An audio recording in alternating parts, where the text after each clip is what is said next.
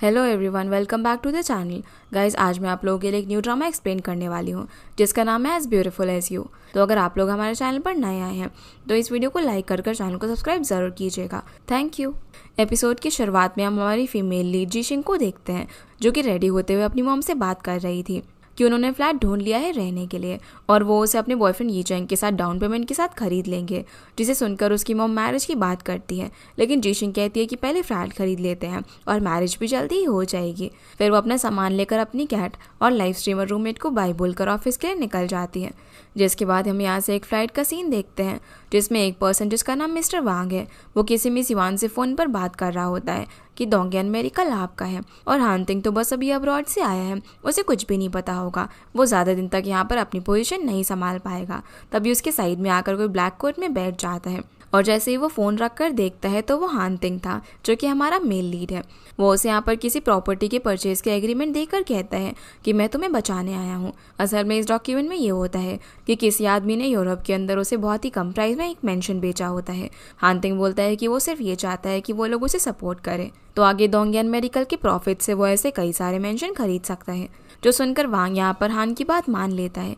दूसरी तरफ हम जीशिंग को देखते हैं। वो ऑफिस जाने के लिए जैसे मेट्रो स्टेशन पर पहुंचती है तो उसे पता चलता है कि वो स्टेशन तो बंद है। टैक्सी के लिए भी बहुत ज़्यादा वेटिंग थी और उसे ऑफिस जाने के लिए देरी भी हो रही थी, इसीलिए वो साइकिल पर बैठकर ही ऑफिस जाने का डिसाइड करती है। यहाँ से फिर हम युआन को देखते हैं जो कि हानतिंग की कज़न होती है।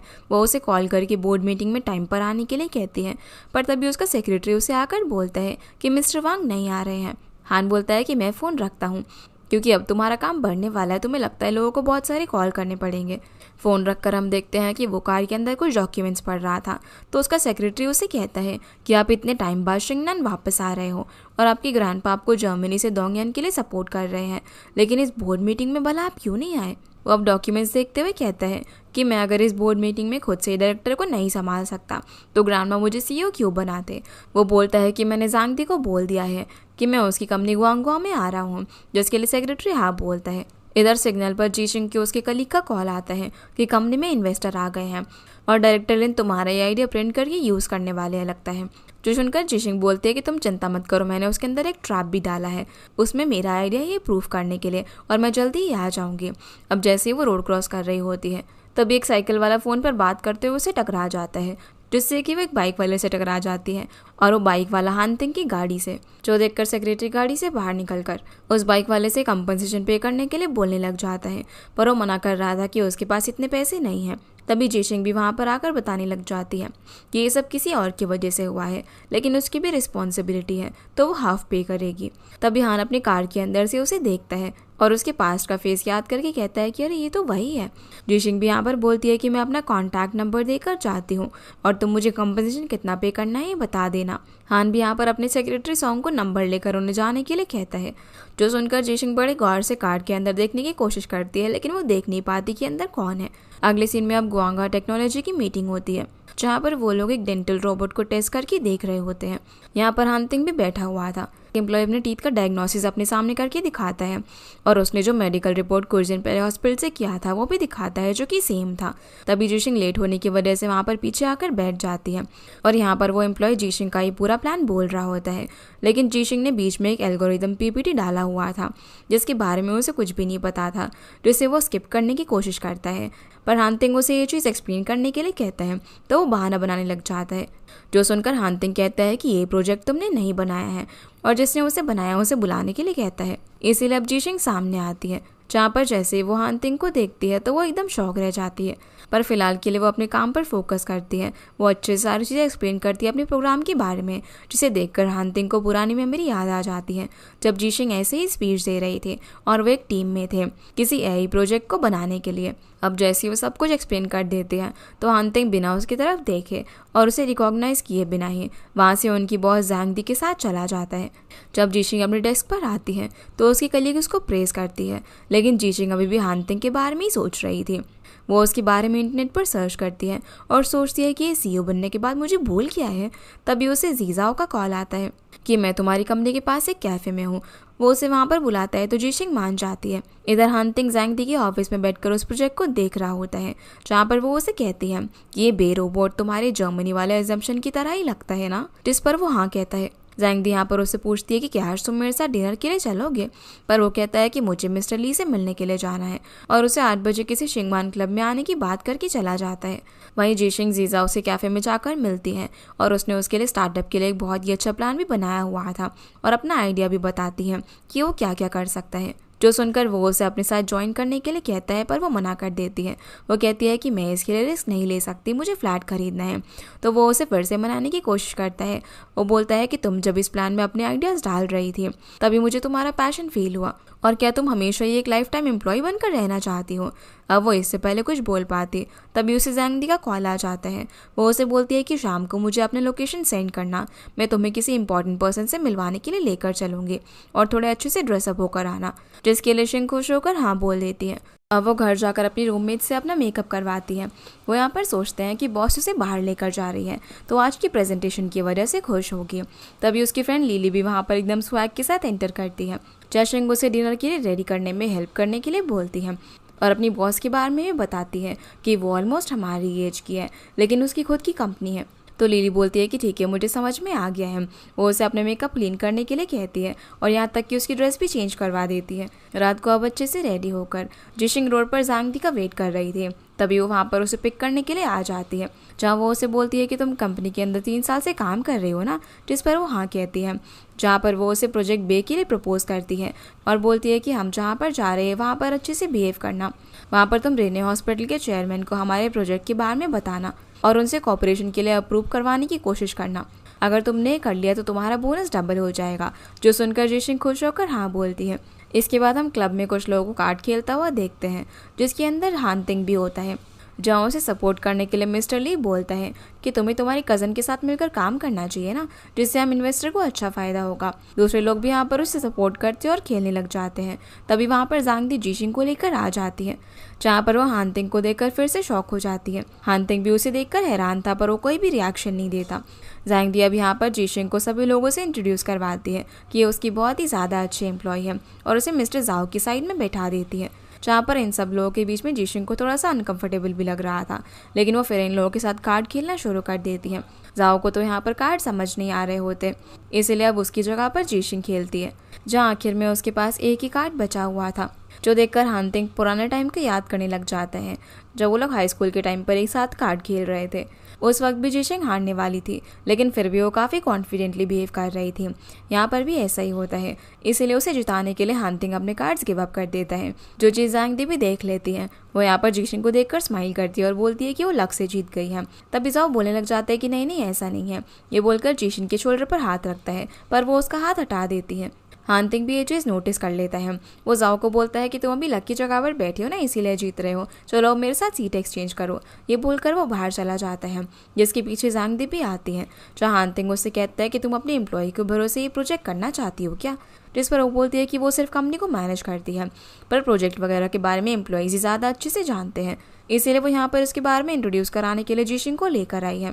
इधर जिशिंग अपने रोबोट के बारे में सभी को बता रही होती है, लेकिन कोई भी ध्यान नहीं देता। तभी वो जाओ के फ़ोन पर एक कार्टून का कवर नोटिस करती है और बताने लग जाती है जैसे उस कार्टून में वो एक ही बार में सब कुछ स्कैन कर लेता है, वैसे ही हमारा रोबोट भी है। जो सुनकर सभी लोग उसकी बातों में काफ़ी इंटरेस्ट दिखाते हैं, तो वो उन्हें काफ़ी अच्छे सारी चीज़ें बताने लग जाती हैं। इधर हांतिंग जैंगदी से जिशिंग को यहाँ से भेजने के लिए कहता है कि ये प्राइवेट मीटिंग है और उसे पसंद नहीं है कि स्ट्रेंजर्स यहाँ पर हो, जिस चीज़ के लिए हाँ बोलती है और अंदर आ जाती है। इधर जाओ से बोलता है कि ये प्रोजेक्ट तो मुझे बहुत ही अच्छा लगा और वो इस बारे में अपने डैड को ज़रूर बताएगा। तभी जैंगदी जिशिंग को बुला लेती है और उसे टैक्सी लेकर घर जाने के लिए कहती है, जो सुनकर वो थोड़ी सैड हो जाती है कि वो अपनी कॉपरेशन के लिए उसे मनाने ही वाली थी, जिसकी वजह से उसे बोनस मिलता, लेकिन वो कुछ नहीं बोलकर यहाँ से चली जाती है। अब थोड़ी देर बात करने के बाद ये सब लोग भी यहाँ से जाने के लिए निकलते हैं और जाओ जैंगदी से कहता है कि हम कॉपरेट करेंगे, लेकिन अगली बार जिशिंग को लेकर आना, जिस चीज़ के लिए जैंगदी मान जाती है। तो हांतिंग स्माइल करने लगता है। अब सभी लोगों के जाने के बाद जैंगदी उससे कहती है कि क्या मेरे साथ बाहर चलोगे, मुझे तुमसे ना कुछ बोलना है, लेकिन वो टायर्ड होने का कहकर यहाँ से चला जाता है, जहाँ पर हम जैंगदी की ऐसी हरकतों समझ पाते हैं कि वो ज़रूर हांतिंग को पसंद करती है। हांतिंग तो अब यहाँ से किसी लाउजी वॉन्टॉन शॉप के अंदर जाता है, जहाँ का ऑनर उसे कहता है कि अरे तुम चाइना वापस आ गए। फिर वो यहाँ पर कोरिएंडर वॉन्टन ऑर्डर करता है तभी वहाँ पर जो उसके साथ कार्ड खेल रहा था उसमें से एक पर्सन यहाँ पर आता है जो कि उस क्लब का ओनर था, जहाँ पर वो बोलता है कि मिस्टर ली तुम्हारे कज़न के साथ क्लोज है और उन्होंने तुम्हें परस्यूट करने के लिए बुलाया था क्योंकि तुम बोर्ड मीटिंग में नहीं आए थे। पर इससे हंटिंग को कोई भी फर्क नहीं पड़ता। वो बोलते हैं कि अगर उन सब लोगों को पता चल गया कि शिंगयू क्लब के रियल ओनर तुम हो और मैंने सिर्फ उसमें छोटी मोटी इन्वेस्टमेंट की है तो ये सब कितना ज़्यादा इंटरेस्टिंग होगा ना। अब हंटिंग उसे एफर्ट्स के लिए थैंक यू कहता है और वो उसे कुछ डॉक्यूमेंट्स देकर कहता है कि कल बिना चिंता के बोर्ड मीटिंग में जाना। वो बोलता है कि हमारी हैनाई टेक्नोलॉजी के एफर्ट्स भी वर्थ होंगे और तभी उससे पूछता है कि तुम उस लड़की जिशिंग को जानते हो क्या, वरना तुम मुझसे इस तरीके से गेम में नहीं हारते। तो हान यहाँ पर वॉन्टन खाते हुए कहता है कि वो कॉलेज फ्रेंड है। दूसरी तरफ शिंग अपने रूममेट्स के साथ घर में नूडल्स खाते हुए चिल्लाते हुए बताती है कि कॉलेज में एक प्रोजेक्ट में मैंने हंटिंग के साथ काम किया था जिसके लिए हम नेशनल अवार्ड भी जीते थे और अभी देखो कैसे प्रिटेंड कर रहा है कि मुझे जानता भी नहीं है। मुझे उस क्लब के अंदर से बाहर भी फेंक दिया। माना कि जर्मनी से आने के बाद वो काफ़ी इम्प्रेसिव बॉस बन गया है, पर मुझे जानना कि इतनी शर्म की बात है। जिसकी बातें सुनकर उसकी दोनों फ्रेंड्स हंस रहे होते हैं, जहाँ पर उसके रूममेट पूछते हैं कि तुम्हारे पहले कैसे रिलेशनशिप थे। तो जिशिंग याद करती है कि वो दोनों कैसे मिले थे जब वो रोबोट्स पर काम कर रहा था और वो उससे वहाँ पर मिलने के लिए आई थी। वो उसे बताती है कि हम तो सिर्फ यूनिवर्सिटी के फेलो थे। साथ ही वो ये भी बताती है कि उन दोनों के मेजर अलग थे, वो सिर्फ कंपटीशन के लिए साथ में काम कर रहे थे और उनका ज़्यादा इंटरेक्शन नहीं हुआ था। दूसरी तरफ हंटिंग भी शाओ को याद करके बताता है कि नेशनल अवार्ड जीतने के बाद उन लोगों ने साथ में डिनर करने का प्लान किया था, जिस वजह से वो काफ़ी ज़्यादा खुश था और वो घर पर जाकर प्लान कर रहा था कि वो कैसे उसे अपनी फीलिंग्स के बारे में बताएगा और उसे अपनी गर्लफ्रेंड बनने के लिए पूछेगा। लेकिन तभी उसके ग्रैंडपा वहाँ पर आकर कहते हैं कि तुम जर्मनी में स्टडी करने के लिए जा रहे हो, अभी पैकिंग कर लो, हम थोड़ी फ्लाइट के लिए निकल रहे हैं। जो सुनकर वो सैड होकर जिशिंग को टेक्स्ट करता है कि वो जर्मनी जा रहा है, वो वेकेशन से वापस आएगा तो उनसे बाद में मिलेगा और वो लोग टच में रहेंगे। शाओ से पूछता है कि तो उसने रिप्लाई क्या दिया, पर हंटिंग बताता है कि उसने कभी रिप्लाई किया ही नहीं। इधर जिशिंग भी अपने दोस्तों को बता रही होती है कि वो हमारे साथ उस टाइम डिनर करने के लिए नहीं आया और ना ही उसने कोई मैसेज किया, उसके लिए हम लोग इतनी देर तक वेट करते रहे। अभी मुझे ना पहचानने का नाटक कर रहा है और मुझे मीटिंग से भी बाहर फेंक दिया। जो सुनकर शाओमिंग उससे कहती है कि क्या तुम दोनों के बीच में कोई फीलिंग थी, पर वो बोलती है कि अपने दिमाग से ये सब निकाल दो। इधर शाओ हंटिंग से कहता है तुम अभी उसे ना पहचानने का इसीलिए नाटक कर रहे हो ना, क्योंकि तुम उसे इन सब चीज़ों के अंदर इन्वॉल्व नहीं करना चाहते। और जब तुमने देखा कि कैसे जिशिंग जाओ के साथ अनकंफर्टेबल हो रही है तो तुमने उसे वहाँ से भेज दिया। अब घर आकर जब वो शार ले रहा था तो उसे शाओ की बातें याद आती हैं कि तुम उसे पसंद करते हो ना, पर उसे फालतू के ड्रामा देखकर ये सब बातें इमेजिन करने से मना करता है और बोलता है कि मेरी तो एक ही हॉबी है। साथ ही वो ये भी बोलता है कि उसको तो कितना टाइम हो गया है, वो तो मुझे पसंद भी नहीं करती थी और उसने मेरे टेक्स्ट का रिप्लाई भी नहीं किया। तो शाओ से बोलता है कि ऐसा भी तो हो सकता है ना कि उसे तुम्हारा टेक्स्ट मिला ही ना हो।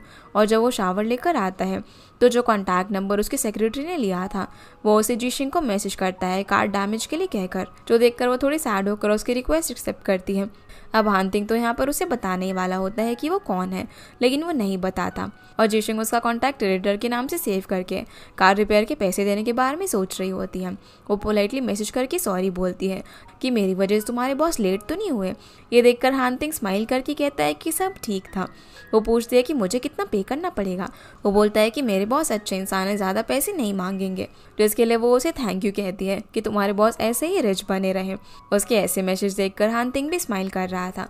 अगले दिन जब शेंग ऑफिस के अंदर काम कर रही होती है तो उसकी कलीग मैंग उसे कहती है कि हमारे इन्वेस्टर हंटिंग इसी बिल्डिंग के टॉप फ्लोर पर रहते हैं, कितना अच्छा होगा ना अगर हम उनसे मिले तो, क्योंकि वो बहुत ही ज़्यादा हैंडसम है। पर जिशिंग मना करती है। तभी वहाँ पर आकर कोई बोलता है कि अब हम रेने हॉस्पिटल के साथ कोऑपरेट करने वाले हैं, जिसकी सेलिब्रेशन के लिए इस वीकेंड पर पार्टी है और हम सेल्स डिपार्टमेंट डायरेक्टर जू के साथ काम करेंगे, जो कि उसके साइड में ही होता है।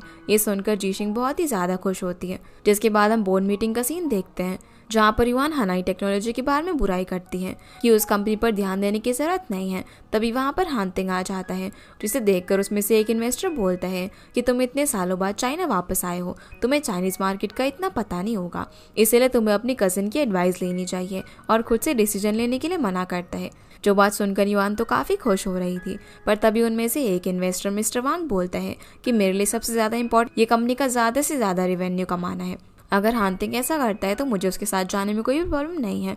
जिस चीज़ के लिए हंटिंग हाँ बोलकर उन्हें कहता है कि मैंने आप लोगों के लिए एक सरप्राइज प्लान किया है। ये बोलकर उन्हें स्क्रीन पर दिखाता है कि जब मैं जर्मनी में था तो मैंने ग्वांगझो में इन्वेस्ट किया था, जिसकी मदद से उन लोगों ने बे रोबोट बनाया है जिसके साथ शिंगांग हॉस्पिटल कॉपरेट कर रहा है और इंस्टीट्यूट भी इन्वेस्ट करने के लिए इंटरेस्ट दिखा रहे हैं। मैं अब डोंगयांग मेडिकल का भी CEO हूँ, तो मैं उसे इसके साथ मर्ज करा दूंगा जिससे हमारा स्टॉक प्राइस इंक्रीज होगा। ये सुनकर सभी लोग शांत रह जाते हैं क्योंकि उसका प्लान बहुत ही बढ़िया था। यहाँ से हम वापस से जिशिंग के ऑफिस का सीन देखते हैं जहाँ पर जाओ ने उसके लिए फ्लावर्स भेजे हुए थे। उसके अंदर एक नोट भी था जिसे एक एम्प्लॉय पढ़ने लग जाता है कि कल रात तुमने मेरे ऊपर बहुत ही अच्छा इंप्रेशन छोड़ा और उसे वापस से मिलने के लिए बोलता है। जो देखकर डायरेक्टर जो कहता है कि अच्छा ये डील जैंग दी ने नहीं बल्कि तुमने करवाई है, सच में तुम्हारे पास तो बहुत सारी ट्रिक्स हैं। पर वो उसे समझाती है कि ऐसा कुछ भी नहीं है। जैंग दी उसे एक जगह पर डिनर के लिए गई थी जहाँ पर उसे उनके बे प्रोजेक्ट के बारे में समझाना था, वहीं से उन्हें डील मिली। सीना वापस से मीटिंग का आता है जहाँ पर हांतिंग बताता है कि वो AI और GPT की थर्ड प्रिंटिंग के साथ इन्वेस्टमेंट करना चाहता है, जो सुनकर एक इन्वेस्टर कहता है कि इसके लिए तो काफ़ी ज़्यादा इन्वेस्टमेंट चाहिए होगा। तो हांतिंग बोलता है कि वो किसी स्टैंडर्ड डिवाइस का प्रोडक्शन बंद करना चाहता है, जो सुनकर युआन बोलती है कि मुझे पता है कि ग्रैंडपा को तुमसे बहुत ही ज़्यादा उम्मीद है, पर तुम उस प्रेशर में आकर हम जिस चीज़ में अच्छे हैं उसे बंद नहीं कर सकते। तभी वांग बोलता है कि हांतिंग सही बोल रहा है, हमें अपग्रेड करना चाहिए, जो सुनकर दूसरा इन्वेस्टर बोलता है कि 3D प्रिंटिंग जैसी चीज़ें हानाई टेक्नोलॉजी कर सकती है, लेकिन उसे कोई इन्वेस्टमेंट की ज़रूरत नहीं है। तो हांतिंग बोलता है कि मैं 2 साल में डोंगयान के स्टॉक प्राइस डबल करा दूंगा और अगर नहीं कर पाया तो मैं ये जॉब छोड़ दूंगा, क्योंकि हानाई टेक्नोलॉजी भी उसी की कंपनी थी, जो बात किसी को भी पता नहीं थी, जिस सब के लिए अब हान मान जाती है। फिर हम जिशिंग को देखते हैं जो कि अपने डायरेक्टर चैन के पास जाती है बताने के लिए कि उसे जैंग दी क्यों लेकर गई थी, क्योंकि वो नहीं चाहती थी कि डायरेक्टर चैन को बुरा लगे। तो बोल देता है कि हाँ मुझे पता है कि जैंग दी जानती है कि मैं बहुत ही ज़्यादा बिजी होता हूँ, तो वो तुम्हें लेकर गई। वो फिर उसे ईयर एंड अप्रेजल के लिए बात करने के लिए कहता है और बोलता है कि मैं तुम्हारे प्रमोशन के लिए भी बात करूँगा, जो सुनकर वो बहुत ज़्यादा खुश हो जाती है और बोलती है कि मैं रोबोट बे के सेकंड फेज़ के लिए आपको प्रपोजल शो करूँगी। वो उसे प्रेज़ करता है इतने अच्छे से काम करने के लिए और उसे एश्योरेंस देता है कि तुम्हें सबसे ज़्यादा हार्ड वर्क किया है तो बोनस भी तुम्हें ही मिलेगा, जिसके लिए वो उसे थैंक यू बोलकर चली जाती है। जिसके बाद हम हांतिंग को देखते हैं जो कि स्ट्रे कैट्स को खाना खिलाते हुए याद करता है कि पास में जब ऐसे ही किसी स्ट्रे कैट को देखकर शिंग उसे पालने के लिए अपने साथ ले लिया था। दोनों ने मिलकर उस कैट का नाम दाओवांग रखा था। तभी वहाँ पर शाओ आ जाता है और बोलता है कि तुम अभी इतने काम होकर कैट को खाना खिला रहे हो, भला ऐसे कैसे हो सकता है। हांतिंग उसे बोलता है कि वो फिलहाल हानाई की बात अभी सीक्रेट ही रखना चाहता है और बोलता है कि हम आराम से डोंगयान को ऊपर लेकर आ जाएंगे और मेडिसिन डिवाइसेस बनाएंगे हानाई की हेल्प से। तभी शाओ कहता है कि तुम जर्मनी में भी कैट को खाना खिलाते थे और यहाँ पर भी। तो बताता है कि कॉलेज में वो किसी स्ट्रे कैट को फूड खिलाता था, जो सुनकर शाओ बोलता है कि तुम जरूर जिशिंग के साथ उस कैट को खाना खिलाते होगे ना। पर वो उससे इस बारे में बात नहीं करना चाहता था, इसलिए उसे बोरिंग बोलकर चला जाता है। वहीं शिंग अपने डेस्क पर यूचेंग के साथ वीडियो कॉल कर रही होती है कि वो कब वापस आ रहा है और दोनों फ्लैट खरीदने की बात कर रहे थे। तभी यूचेंग को उसकी मॉम का मैसेज आता है जो कि उसे कॉल करने के लिए बोलती है, इसलिए वो कॉल कट कर देता है। अगले सीन में हम शिंग को उसके फ्रेंड्स के साथ घर पर देखते हैं जहाँ पर वो लोग एक ब्लैक ड्रेस को बहुत ही ध्यान से देख रहे थे। लिली बताती है कि ये मेरी सबसे ज़्यादा अच्छी ड्रेस है और तुम इसे ही पहनकर पार्टी में जाना। फिर वो उसे खींचकर तैयार करने के लिए लेकर चले जाते हैं। अब जब वो पार्टी में आती है तो हम देखते हैं कि वो बहुत ही ज़्यादा प्रिटी लग रही थी। वो अब यहाँ पर अपने कलीग से जाकर मिलती है। तभी वहाँ पर हांतिंग जैंग दी के साथ आता है। जैंग दी स्टेज पर आकर सभी को थैंक यू बोलकर हांतिंग को स्पीच देने के लिए बोलती है। तो बोलता है कि 6 साल पहले जब उसके बे प्रोजेक्ट पर कोई भी बिलीव नहीं करता था, पर जैंग दी और उसके सारे एम्प्लॉय ने उसे पूरा करके दिखाया है, इसीलिए वो उन्हें थैंक यू बोलता है।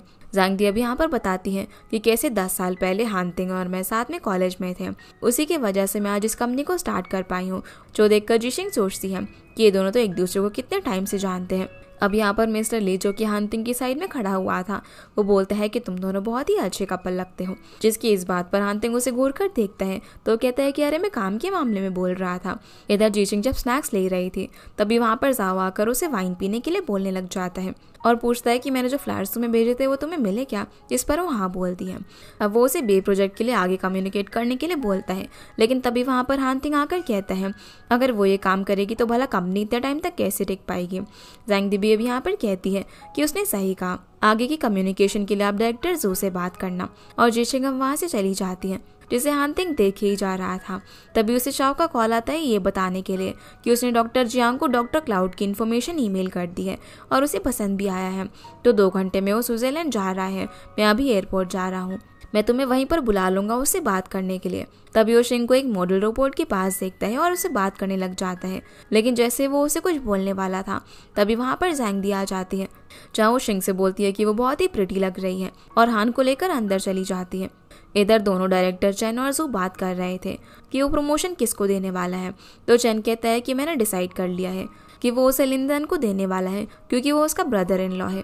अब वो वॉशरूम से बाहर आकर बात कर रहे होते हैं कि शिंग एक छोटी सी लड़की है, उसे मैंने कहा कि मैं उसे प्रमोशन दूंगा तो उसने सच में मान लिया और फिर से काम के अंदर लग गई। लेकिन मैं भला उसे मुझे कैसे रिप्लेस करने दे सकता हूँ। जो सब कुछ जीशिंग सुन लेती है और काफ़ी ज़्यादा सैड हो जाती है कि कैसे ये लोग उसका फ़ायदा उठा रहे हैं। अब जब वो बाहर होती है तभी जो उससे रोककर बात करने के लिए कहता है, लेकिन शिंग कहती है कि उसे पार्टी में जाना है।